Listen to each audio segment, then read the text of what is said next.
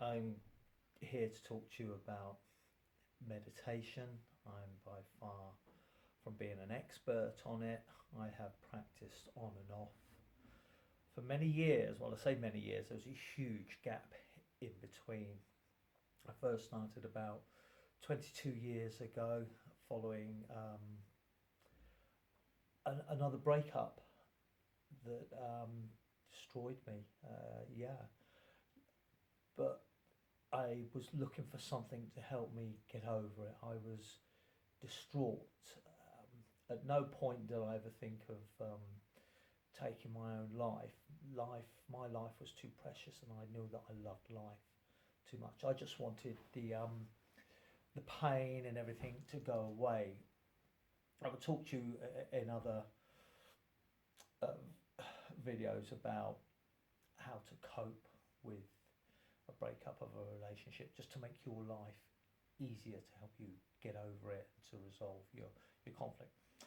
But going back to why I started meditation, during this period I saw counsellors of many different forms: relationship counsellors, spiritual counsellors, a psychiatrist.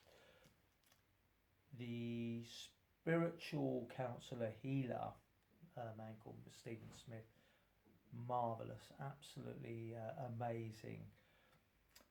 For a geezer, it was hard to come to terms with the spiritual side of his healing, but I accepted it and it worked for me. What he did for me was teach me how to meditate, or assist me when I was there. That was the beginnings. I also, like a lot of people, looked at religion, the standard religions, Christianity, which a lot of people go to. I knew that they would not work with me because they are all God based. Spirituality is a higher a being. It's the universe. But I was in the town centre one day, and I just picked up a leaflet, and it was learn to meditate, and it was there is the Techken Maya Buddhist temple very close to where I live, a huge big old house. So I went to this talk. It was in a big room in the town hall, civic centre. Went along, seemed very very good. Then I went along to the sessions, the Buddhist sessions, and it was different. It was lovely. It was very lovely, very peaceful, very harmonious. You had the monks and the nuns there, but the people who were going there were a very very broad section of people: doctor, bank manager, housewives. There were the groupies who just loved everything about it and just loved being there.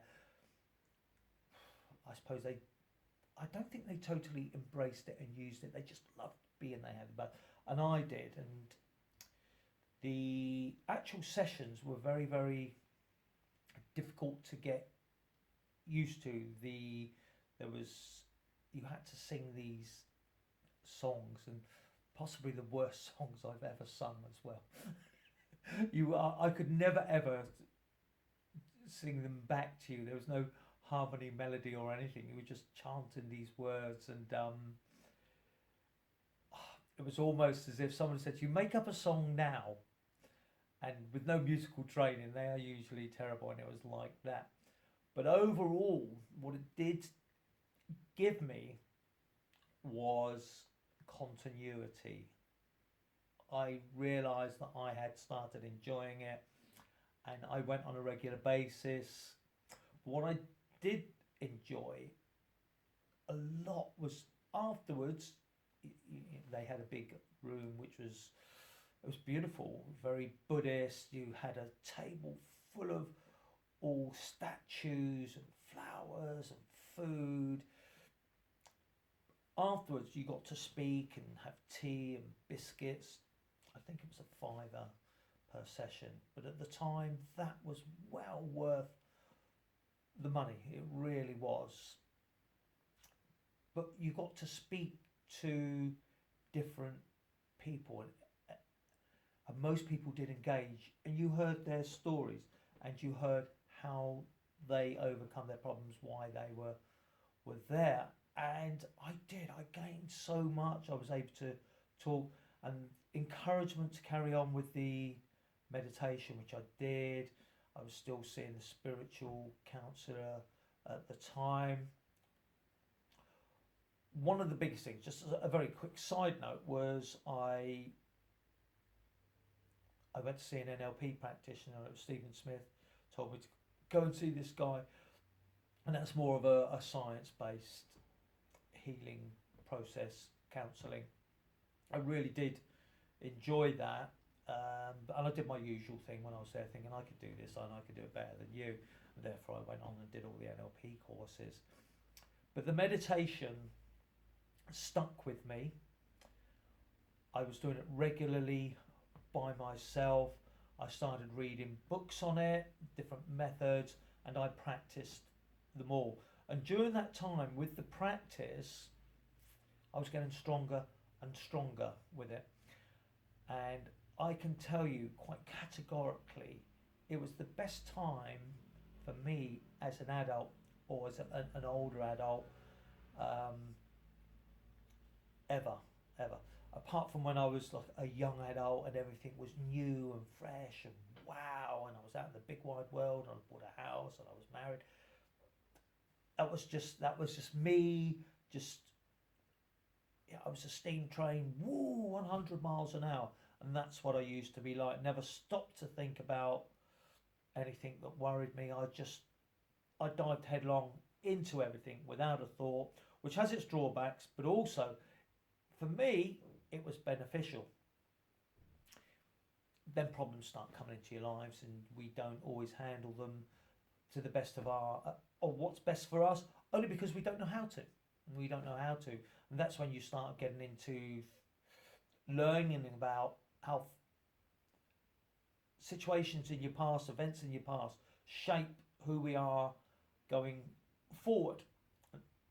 And it's one of the good times to look back, to discover those things. They can be quite painful, and you have to confront those, accept them, forgive them, look at them and realise how that has made you who you are. Well, I got into that situation. The marriage had broken up, I'd lost the business, and I had just gone a little bit wild. Meditation brought it all back for me. At the time, I didn't realise that I suffered with ADHD, ADD. The realisation was that I did have it badly because businesses failed, or the business failed because of my admin, my aversion to it, my avoidance, complete and utter avoidance. It was just, it would have been lovely to have known I suffered with it. It really would, because it would have saved a lot of heartache, not just for me, but for other people around me. Back to the time 22 years ago, I was meditating a lot, but gradually, there wasn't that one morning, wow! It was out, because it was very gradual, crept in.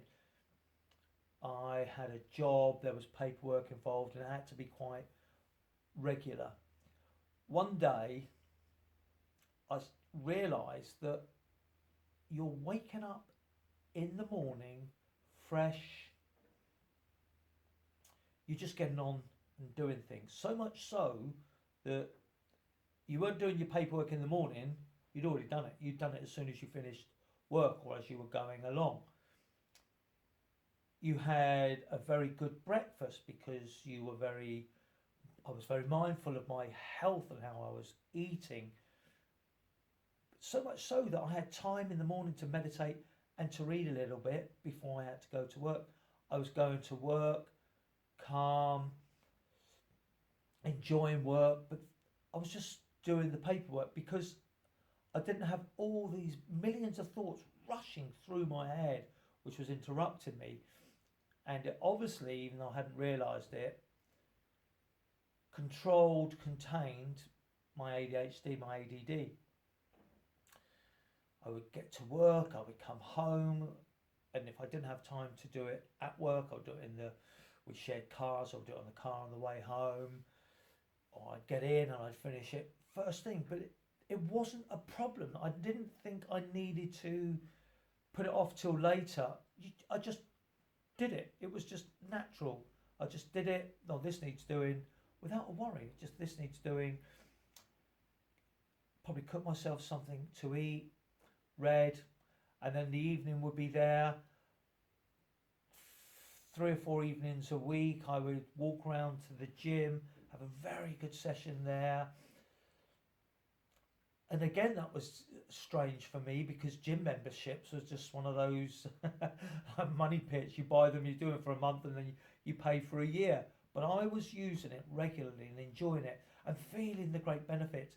Coming home, having a nice glass of red wine, reading, watching some TV, listening to some music.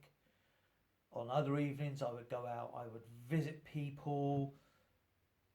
My life wasn't amazing, but it was good. It was great.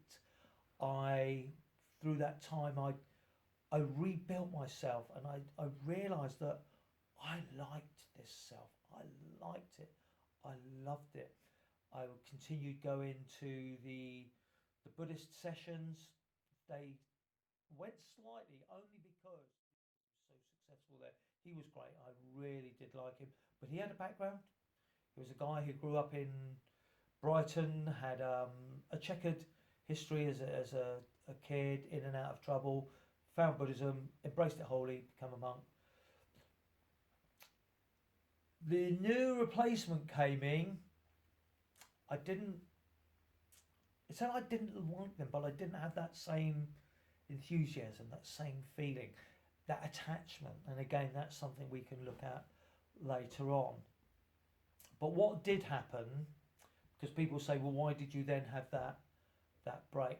During this period as well, people who I hadn't seen for a little while, they bumped into me. They go, wow, crikey, Steve, you have changed. You really are. Wow, you have this just energy. Still the same nice, fun guy. And I used to get it because I used to work for British Gas, and we'd go out in public and promote the new. It was when they could do, all the companies could do gas and electricity, so we went out and did that. And I met a lot of people, other spiritual healers and what have you, and they would touch you. Oh my God, the energy in you is amazing. You should do this. You should do this.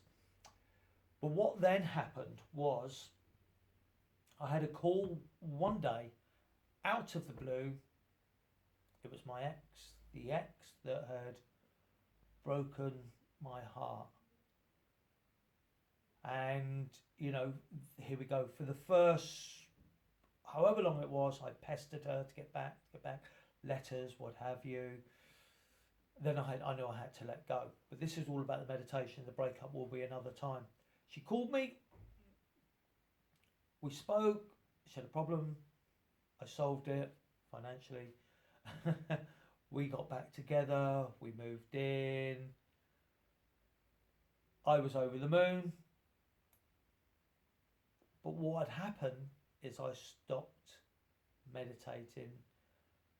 That was a slight problem because, again, just a very quick thing. One night she accused me of going off, not going to meditation, doing something else.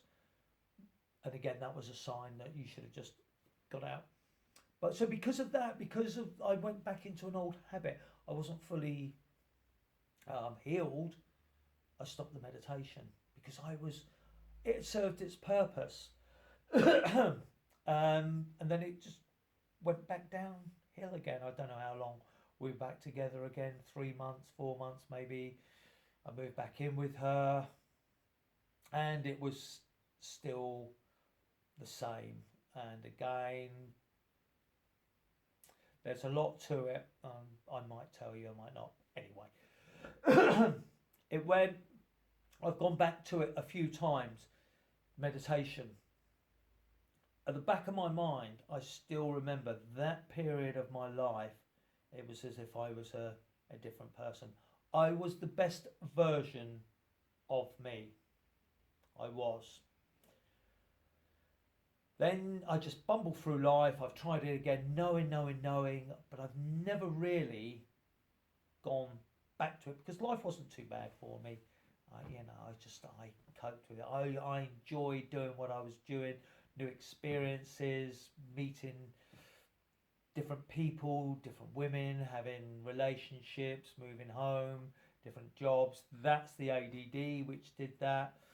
Then again, I found a woman who I fell in love with. This one was completely different than the first time. Not completely different, but my feelings were different. I was older. So when that one suddenly finished for me, again, I was transported back 20 odd years, those same feelings, that heartbreak.